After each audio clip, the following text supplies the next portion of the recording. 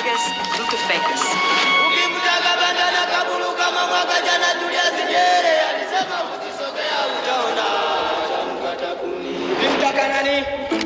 The bluebuck is called a bluebuck because it has this shiny silver blue-gray coat, which is really different from any other antelope species.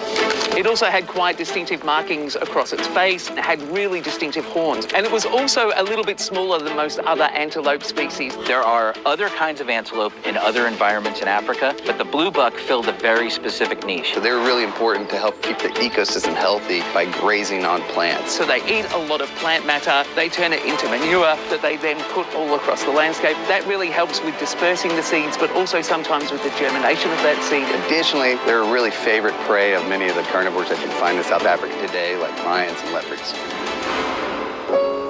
The bluebuck is a particularly sobering story. I wonder what happened to the bluebuck. I bet you they hunted it out of existence. In 1777, we took advantage of a creature and led it to extinction. As settlers were coming into the area from European countries, We started transforming what remained of their grassland habitats into farmland. they also saw them as competition for their cattle. So a lot of overhunting, wanted to remove them from the landscape. Didn't I just say that? And then I didn't even say no race of people now. But they said it themselves, Europeans. What hadn't been turned into forests turned into crops. They had nowhere else to live, and they became extinct. This was something relatively recent, something we did, and we can bring that back where the ecosystem still has that void that we can fill. It's our responsibility to correct that.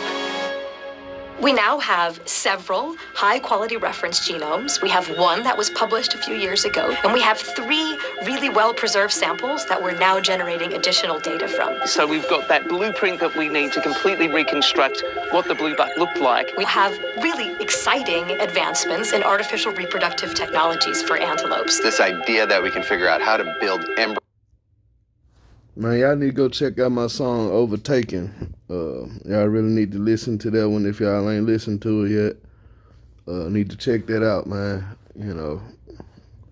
Embryos in vitro in the lab. Tools that we need to be able to turn that genome back into a whole living animal that we can put back into the landscape.